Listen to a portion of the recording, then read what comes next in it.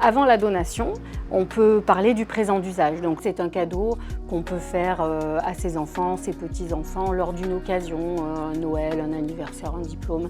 Ce présent d'usage, il n'est pas taxable et il ne se déclare pas non plus auprès de l'administration fiscale.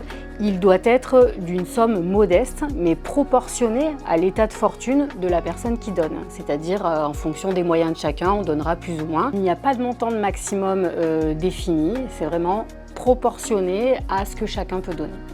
Pour la donation maintenant, on peut donner des sommes plus importantes à ses enfants. Alors on peut donner jusqu'à 31 865 € sans qu'il n'y ait de droit de donation à payer. Ça, on peut le donner tous les 15 ans. Au-delà de ces 31 865 €, on peut également donner 100 000 € également tous les 15 ans.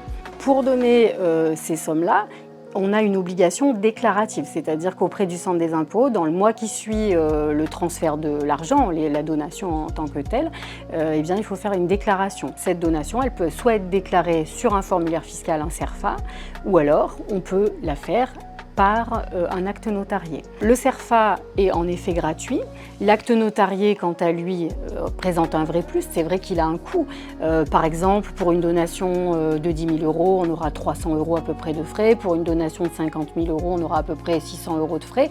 Mais on en attend un vrai plus. Le vrai plus de l'acte notarié, c'est tout d'abord que ça apporte de la sécurité. Votre acte, dans 50 ans, on sera toujours à même de le retrouver chez le notaire, alors que le formulaire fiscal, cet acte, il peut remplir un certain nombre de fonctions, c'est-à-dire qu'on peut intégrer dans cet acte des clauses particulières. Le petit enfant à qui je donne, et je veux qu'il n'utilise que cette somme d'argent à ses 25 ans, par exemple. L'enfant à qui je donne une somme d'argent, qu'il l'emploie pour acheter un appartement, je donne la même somme à mon autre enfant, il l'emploie pour faire un beau voyage.